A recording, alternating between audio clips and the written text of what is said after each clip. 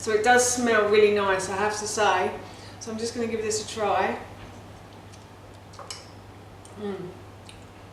There's a slight hint of chilli as it hits the back of the throat, but you can certainly taste the mint in there. Hi everyone, and welcome back to Googie's Kitchen, and if you are new here then hello and welcome. My name's Alexis, and in today's video I want to share with you how to make my delicious pea, chilli and mint soup. As I just mentioned, today I want to share with you how to make a delicious pea, chilli and mint soup.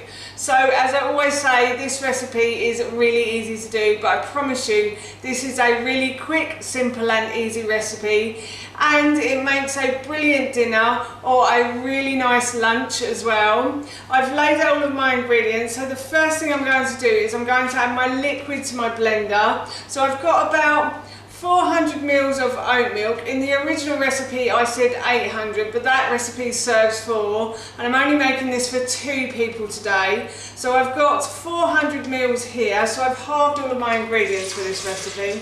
So I'm just going to pour that in. That is a non-dairy milk, but if you wanted to use cow's milk or goat's milk then you could.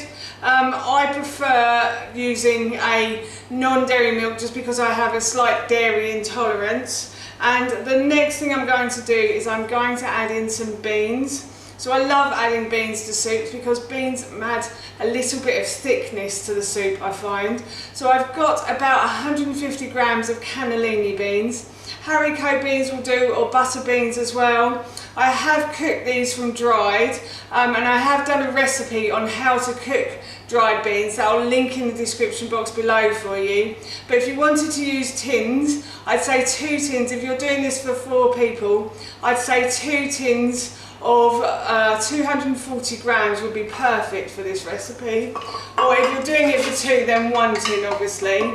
So I've added in my beans, and then I've got about 100 grams of peas. So in the original recipe I said 200 grams, and I just simply cook these on the hob as per the packet instructions. So I think I cooked them for about 3 minutes, and that's fine. So I'm just going to add those in as well. I'm just going to get rid of these plates and bowls first. And then I sliced and diced 1 red onion. So, and then I just simply fried it in a little bit of oil in the pan. So I'm now going to add this to the blender as well. And the onion just gives it a bit of extra flavour. I really like fried onion in soup, so I always try to add it whenever I make a soup.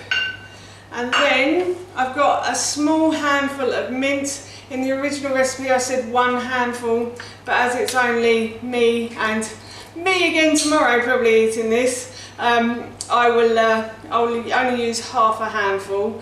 And then I'm just going to add in a teaspoon of chilli. This is mild chilli powder. I like spice, but I don't like things too spicy. I'm a bit like my son. You've probably heard me say that before in the past. I've got used to milder spices now. I've started feeding my son, so I'll probably have to up my spice game at some point. But for now I'm using mild. If you wanted to use medium or hot chilli powder then you could, or if you wanted to use chilli flakes in this then please be my guest. Obviously with chilli flakes you might need to use a little bit less than if you're using powder. So I'm going to add a little bit of salt and a little bit of pepper as well. And now what I'm going to do is I'm just simply going to blend all of these ingredients together.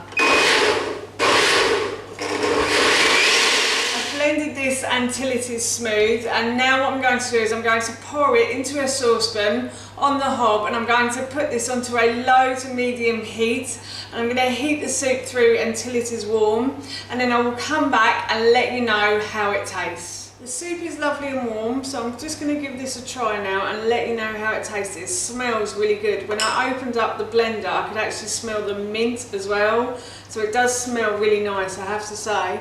So I'm just going to give this a try. There's a slight hint of chilli as it hits the back of the throat, but you can certainly taste the mint in there, and that's really refreshing. And the chilli, as I said, does hit the back of the throat as it goes down. So So that is lovely. I'm really looking forward to having this for my lunch today. That's how you make my delicious pea, chilli and mint soup, and that recipe I will link in the description box below for you, and I will also link the dried beans recipe in the description box below too. As I said, I'm going to be having this for my lunch today and it smells and tastes so good, I can't wait. So for now, that's it from me. Thank you so much for watching. Please feel free to give me a big thumbs up if you enjoyed this video, and please feel free to leave any comments below. And please don't forget to hit that subscribe button. See you all soon. Bye.